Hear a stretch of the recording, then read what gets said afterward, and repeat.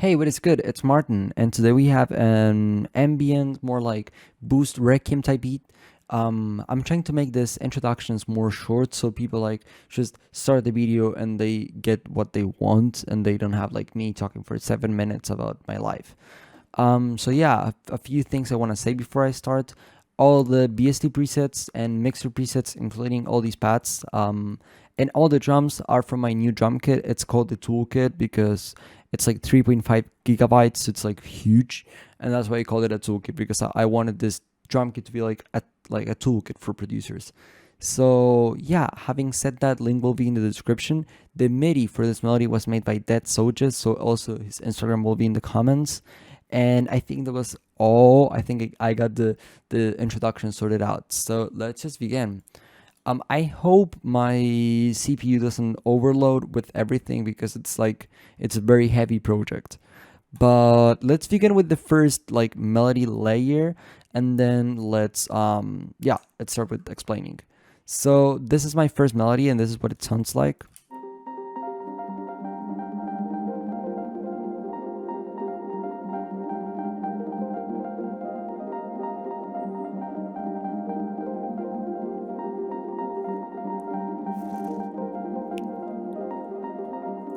Nothing too crazy. It's the pad number 11 from my pad collection. I haven't explained that yet.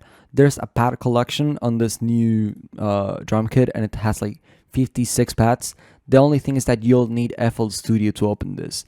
If you're in Ableton, you will not be able to use these pads, but I mean, I'm sorry, I'm more of an FL user. I use Ableton too, but I use more FL Studio. We have this second pad right here, which sounds a little bit like this. It's the pad number 40.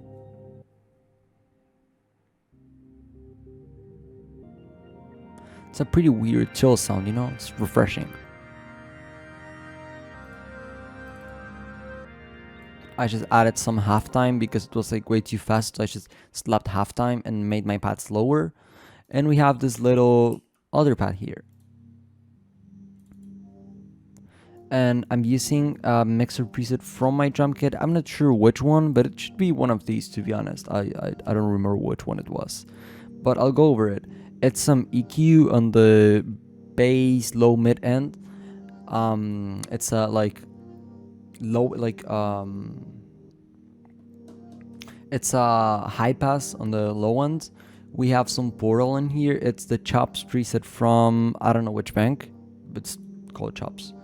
We have some gross feed on this preset called Annoy, some halftime, and then we have thermal again, using the theme driver preset from the kohl section, and it sounds pretty good.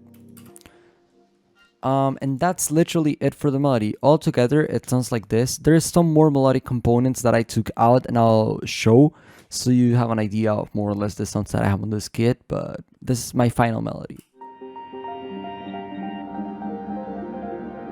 Look at the CPU over here, it's like about to die. Yeah, there it started.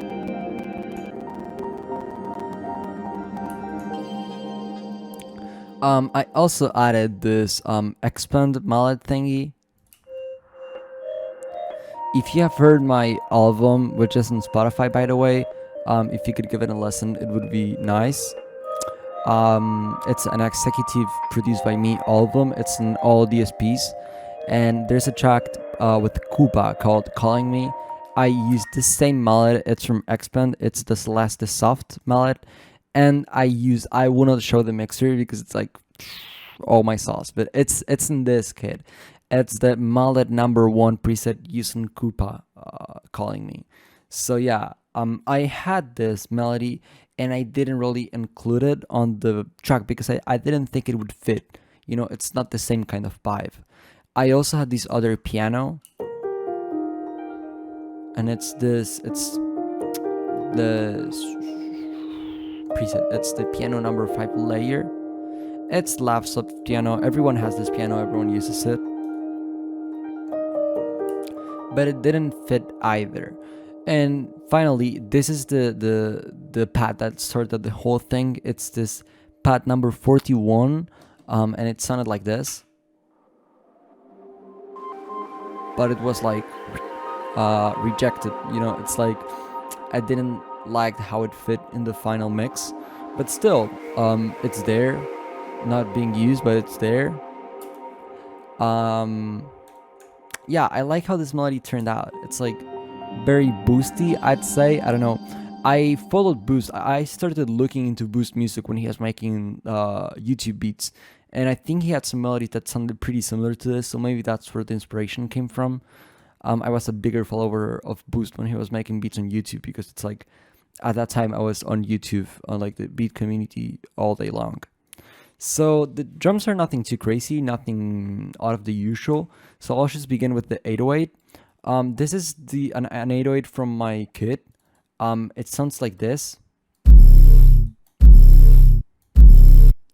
And I added this EQ right here, so it sounds like this. It sounds like a sub now, and I really like how it sounds. And it sounds like this. It's more like a shorter sub, you know?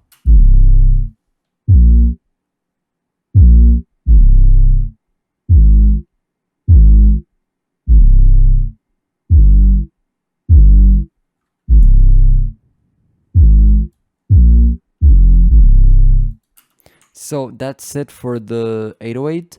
And the clap is, you know, like regular clap. This is actually, I didn't know it was this sound. This is like just white noise that's like shaped like this, you know? It's shaped, it's not like...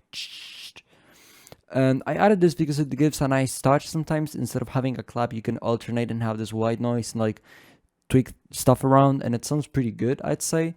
So that's it. That's some of my little apports. No, not apports. That's Spanglish deduction, you could say. Yeah, an award, but you could say that's something I took from my style. We have this clap right here, which was made by High Starkey, the ultimate goat. He taught me everything I know about Ableton, and I've been loving with him a lot, and he's a really cool guy. So go check him out. And also, he recently dropped his drum kit, which is also super good. I can vouch for that. So definitely check him out. And yeah, that's it. It's this clap right here. Then we have this hi-hat, which is, nothing out of the usual, you know. You can already expect what I'll say. I used my hi-hat preset, which is here. Nothing out of the usual, and it sounds like this.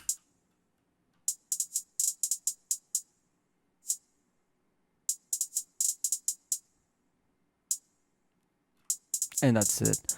Something that I didn't do in this hi-hat is like tweaking the velocity or playing with the velocity, but that's something that you should really take into account when you make this kind of beats, is that the velocity on the hi-hats like really makes a huge impact and difference. So yeah, keep an eye on that. And really, you don't really need to flood your hi-hats when you're gonna use that hi-hat preset, because since it adds a lot of reverse hi-hats, having a bunch of hi-hats will just make your whole mix on muddy, and like not muddy but crowded, you know, like cramped, if that's the right word. So I should think it sounds better not flooding your hi-hat and keeping it simple, and that's what I did. And we have this final component, which is a snare. I'm sure you have heard the snare already. I think it was like a size snare he used in like 2015 or something. I'm not really instructed in that kind of music from like that era of like SoundCloud and the music scene in general, but something I didn't say is that for making these hi-hats and snares, I use the 1/3 step grid. You know, you can see there. This is in 1/3 step, so if you don't know, like if you didn't know that, you should like turn that on for me to make 1/3 hi-hats and snares and whatever. And that's pretty much it. I have this little, this is Little bitch. this tag that everyone in the Requ1em scene has been using, like this kind of ambient scene has been using. And I just cut it to have like just a laugh and like automated the volume. But I only have this small gross beat here. That only thing it does is turning off the volume. And again, I use the same mixer master preset I always use. It's some sub clipper threshold, pretty much all the way down, not fully, a little bit of post gain, because basically what this does is it makes your mixer, like your master track, it makes it saturate, and that's it. It adds some saturation, but it also adds like a limiter, because basically what it does is, okay, so it's like it levels up the gain. I don't really know how to explain this in English, but at the same time, it's like everything that goes up this certain like volume, it will cut it. So it's like, I don't really know how to explain it, but you should definitely look onto like how clipping works. I mean, from engineering, like audio engineering perspective, this is awful practice. From an audio engineering perspective, you should have nothing on your master track, I'd say. Like this is not a good idea. But since you're not mixing, or like you're not mastering beats, you don't care. You can just like slap this in and like the audio engineer handle the situation. You shouldn't master beats. That's something really important. But it's not a good practice. It just sounds good, you know. Like, let me show you how. If I had nothing on my master, it would sound like this. And instead, everything sounds louder and more like clippy and punchy, and I like how it sounds. And the other thing is some EQ on the low end, like a little bit no, high end, a little bit up, so it has like more presses on the final mix. I really like how it sounds when you add a little bit of more presence to all the high end, because it like makes the higher parts of your melody be more relevant and present, and it also makes all your percussive elements besides the 808 more relevant as well. So that was it for today. I hope you enjoyed it, and you know, leave a like, comment, whatever, subscribe, do whatever you want. Keep in mind that this drum kit will be linked down in the description. I don't know what to say. I'm at a loss of words. Yeah, I hope you like this video, and see you in the next one. Hopefully, I'll try to get something for Sunday, perhaps. So leave me any suggestions you have on the comments, anything you want to see.